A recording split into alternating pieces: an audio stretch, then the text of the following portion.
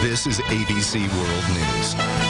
Good evening. It reads like a spy novel. A huge trove of documents released just hours ago by the whistleblowing website WikiLeaks lifts the curtain on the secret communications between Washington and the diplomats that we have stationed all over the globe. There are more than 250,000 documents in all, some of them confidential messages containing candid and often embarrassing observations about foreign leaders. John Carl starts us off tonight in Washington. John, good evening. Good evening, Dan. It's important to point out that only about 15,000 of those 250,000 documents are actually classified, and of those, none of them are classified at the top secret level. But, Dan, there is enough in there to cause some real embarrassment and potentially much worse.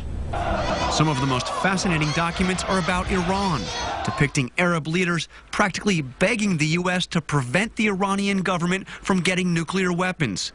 That program must be stopped, Bahrain's king tells General David Petraeus in November 2009. The danger of letting it go on is greater than the danger of stopping it.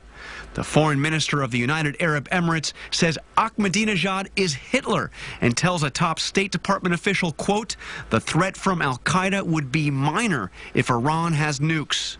In these private dispatches posted online by the New York Times and other papers, several Arab governments take a line virtually identical to Israel's.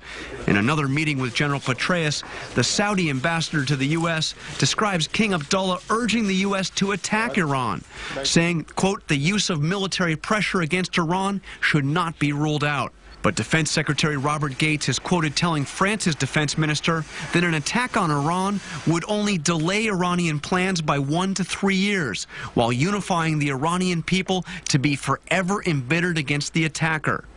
Many of the documents are simply embarrassing. For example, in the effort to close Guantanamo, the State Department plays what the New York Times calls let's make a deal, offering foreign governments rewards for agreeing to take prisoners. Slovenia, for example, is told that if it wants to get a meeting with President Obama, it needs to take a prisoner. In an apparent sign of corruption, U.S. drug agents catch Afghanistan's vice president in the UAE with $52 million in cash. The DEA officials looked the other way. Libyan leader Muammar Gaddafi's visit to New York last year is the subject of several documents detailing his strange behavior, including his relationship with a, quote, voluptuous blonde described as his senior Ukrainian nurse, always by his side. One of the most damaging documents describes a meeting in January between General Petraeus and the president of Yemen, where the United States has conducted several secret drone strikes on suspected al-Qaeda targets.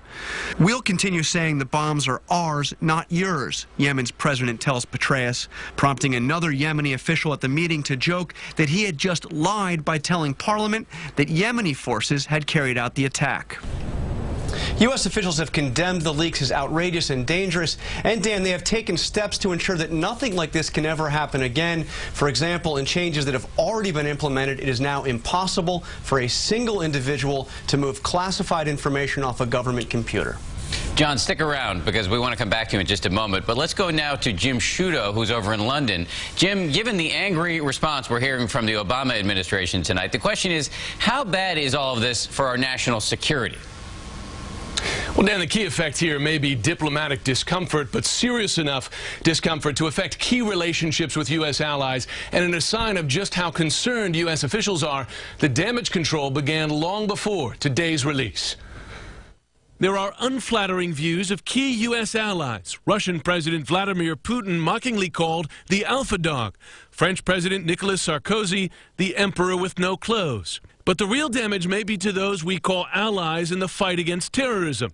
Afghan President Hamid Karzai is described as, quote, driven by paranoia. His brother believed to lie, quote, when it suits his needs. And there's that revelation about Yemen's president, agreeing to lie about U.S. airstrikes in his country.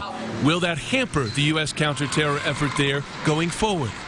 For WikiLeaks founder Julian Assange, the question is what he believes the revelations will accomplish, one we raised with him during a documents release earlier this year. What drives you?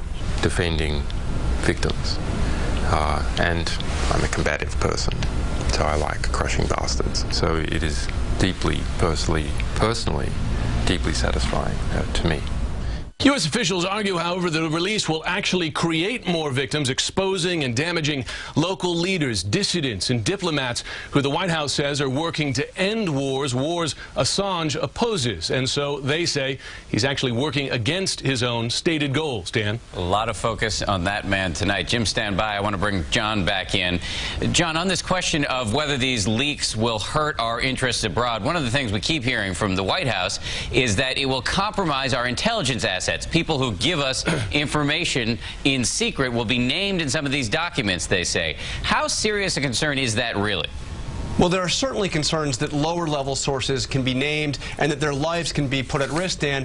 But in terms of real top intelligence assets, spies and foreign governments, those kind of names you would never see in documents classified at this level. Those would be classified in top secret at the minimum. And as we said earlier, there are no top secret documents in these leaks. And one last question for you, Jim. Apparently, this story is not over. There are more revelations to come. What do we know about that? Well, there are 250,000 documents we've seen today, just the highlights of some of them, a small percentage of them, and dozens of news stories planned over the course of this week. We know in the UK, for instance, there are going to be revelations about devastating criticism of the UK's military operations in Afghanistan by U.S. commanders, as well as criticisms of the British leader David Cameron. So possibly more diplomatic discomfort, Dan, to come. As we said, more revelations to come, and as you said, more diplomatic discomfort to come. Jim Sciutto and John Carl reporting on WikiLeaks tonight. Thank you both.